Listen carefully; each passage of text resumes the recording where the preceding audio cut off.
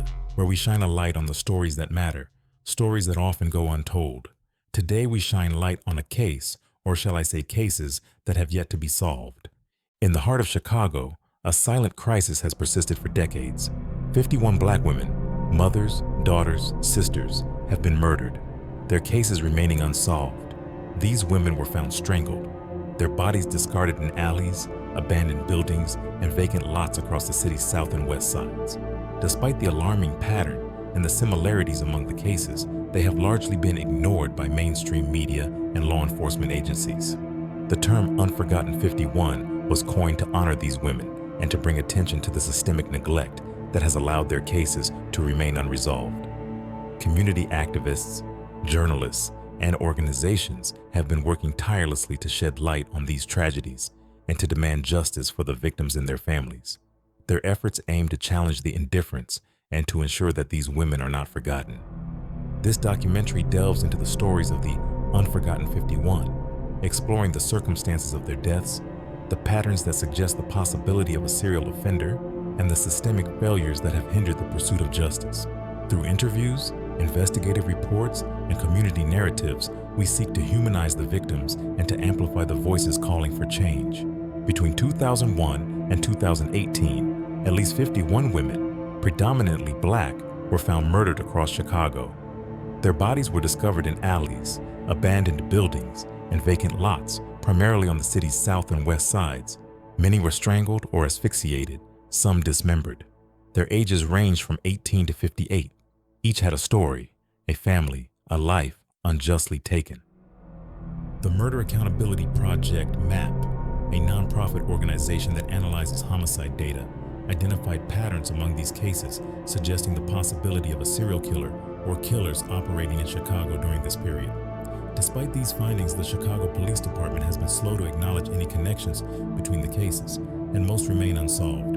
Community activists and organizations have worked tirelessly to bring attention to these cases. In 2021, Roosevelt University journalism students undertook an investigative project to tell the stories of these women, many of whom had been overlooked by mainstream media. Their work aimed to humanize the victims and highlight the systemic neglect that allowed these cases to go cold.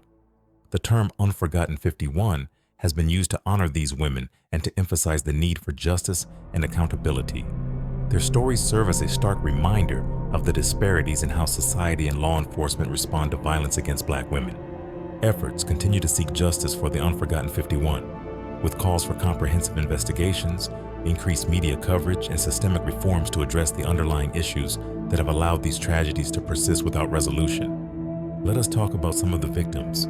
These were people living and breathing, with dreams like us all. Reo Renee Holyfield, affectionately known as Chocolate, an auntie, was a vibrant presence in her family. Growing up in Chicago's Inglewood neighborhood, she was the first girl in her family and held a special place in the hearts of her relatives. Reo had a passion for singing. She would often serenade her cousins with songs from Sister Act 2, emulating Lauryn Hill with remarkable talent. Her cousin, Ricardo Holyfield, described her as someone who could hit all the notes, highlighting her musical abilities. Tragically, Reo's life was cut short at the age of 34, leaving her family in enduring pain and seeking justice for her untimely death. Gwendolyn Williams was a 44-year-old woman from Chicago's South Side, known for her fashion sense, dancing skills, and deep love for animals. As the eldest of 6 children, she took on a protective role in her family, helping to raise her siblings after their father passed away. Gwendolyn cherished homemade grits and cornbread, reflecting her appreciation for simple pleasures. In 2002, her life was tragically ended when she was found dead behind a dollar store, a victim of the violence that has claimed so many black women's lives in Chicago. Theresa Bunn was a 21-year-old woman whose life was filled with promise and potential. She was known for her warm personality and aspirations for the future. In 2007, Theresa was found murdered, her body discovered in a burning trash bin. Her death was not only a devastating loss to her family and friends, but also a stark reminder of the dangers faced by black women in Chicago. Diamond Turner was a 21-year-old woman from Chicago's South Side. Her life was tragically cut short in March 2017 when her body was discovered in a trash can in the 7300 block of South Kenwood Avenue. An autopsy revealed she died from asphyxia and blunt force trauma to the head. Diamond's family described her as sweet as pie and someone who would do anything for anyone. Her aunt, LaTonya Turner, expressed the family's anguish over the delay in justice, stating, "It's been 3 long years of agony and pain for our family, but justice is finally about to be served." The suspect, Arthur Hilliard, was arrested in January 2020, nearly 3 years after Diamond's death. The delay in his arrest was attributed to the time it took for DNA evidence to be processed. Hilliard was charged with first-degree murder and held without bond. Diamond Turner's case is one among many in Chicago, where Black women's murders have remained unsolved or received delayed justice. Her story underscores the urgent need for systemic change to protect and value the lives of Black women. Margaret Gomez was a 22-year-old woman whose life was tragically cut short in Chicago. On January 12, 2006, her partially clothed body was discovered in a salvage yard on the 4200 block of Knox Avenue on the city's southwest side. She had been strangled, a grim detail that aligns with the disturbing pattern observed in the cases of the Unforgotten 51, a group of women, predominantly Black, who were murdered under similar circumstances in Chicago between 2001 and 2018. While specific details about Margaret's personal life remain scarce, it's essential to recognize that she was more than a statistic. She was someone's daughter, possibly a sister, a friend, a neighbor. Her untimely death left a void in the lives of those who knew her and underscored the pervasive issue of violence against women of color in Chicago. The lack of media coverage and public attention surrounding Margaret's case reflects a broader systemic neglect. Many of the victims in the Unforgotten 51 were marginalized in life and overlooked in death, their stories untold and justice unserved. Margaret Gomez's story serves as a poignant reminder of the urgent need to address these disparities and to honor the lives of those lost by seeking truth and accountability. These are just some of the stories of real people. Black people, murdered and discarded. Thomas Hargrove is a retired investigative journalist who founded the Murder Accountability Project, MAP, in 2015. Utilizing FBI homicide data, MAP developed an algorithm to detect clusters of murders with an elevated probability of serial killings. In 2019, the organization identified 51 unsolved strangulation murders of women in Chicago between 2001 and 2018, suggesting the possibility of one or more serial killers operating in the area. Hargrove emphasized, "These 51 women were not murdered by 51 separate men. That simply did not happen." Dr. James Garbarino is a renowned psychologist specializing in child and adolescent development with a focus on violence-related issues.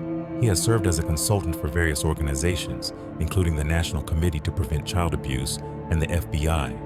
Regarding the Unforgotten 51, Dr. Garbarino highlighted the importance of understanding the psychological backgrounds of potential perpetrators to prevent future crimes. John W. Fountain is a professor of journalism at Roosevelt University and a former correspondent for the New York Times. He led a team of journalism students in the Unforgotten 51 project, aiming to humanize the victims and bring attention to their stories. Fountain stated, "We wanted to tell who they were, how family remembered them, the story of life rather than the story of death." Dr. Cheryl L. Neely is a sociology professor and the author of You're Dead, So What? Media, Police, and the Invisibility of Black Women as Victims of Homicide. Her work emphasizes the disparities in media coverage and law enforcement responses to violence against Black women. Neely observed, "The media's blatant disregard for minority victims of violence has reverberating consequences on a number of levels."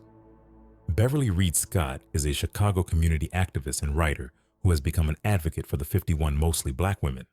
She has been vocal about the systemic neglect of these cases, stating, "This is an epidemic. If it had been a different demographic, it would be different."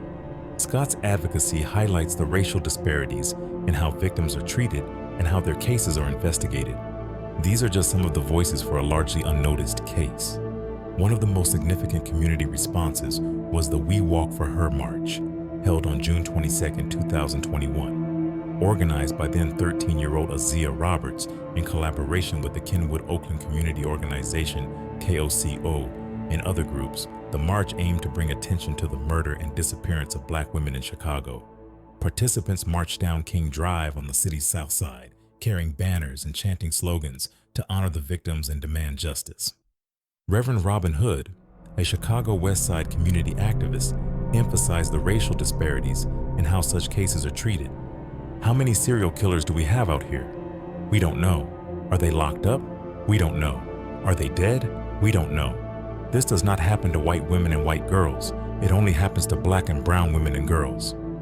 The march saw diverse participation, including families, community members, and activists, all united in their call for systemic change. In an academic initiative, Professor John W. Fountain and his journalism students at Roosevelt University undertook a project to document and humanize the stories of the 51 women. Through interviews with families and extensive research, the project aimed to shed light on the victims' lives and the systemic issues surrounding their cases. Various community organizations and activists have held vigils, rallies, and awareness campaigns to honor the victims and press for justice. These events serve as platforms for families to share their stories and for the community to collectively mourn and demand action. As we conclude this journey through the lives and untimely deaths of the Unforgotten 51, we are reminded of the profound impact these women had on their families and communities. Each name represents a story of love, resilience, and humanity that was tragically cut short. Their absence leaves an indelible void, but their memories compel us to seek justice and advocate for systemic change. The silence surrounding their cases is not just a lapse in media coverage or investigative diligence. It reflects deeper societal issues of racial and gender disparities. As community activist Reverend Robin Hood poignantly stated during the We Walk for Her march, "This does not happen to white women and white girls, it only happens to black and brown women and girls." Let us honor these women by continuing to say their names, share their stories, and demand accountability. In doing so, we not only preserve their legacies, but also strive to create a society where every life is valued, and justice is not a privilege, but a right. May the memories of the Unforgotten 51 inspire us to action and remind us of the work that remains.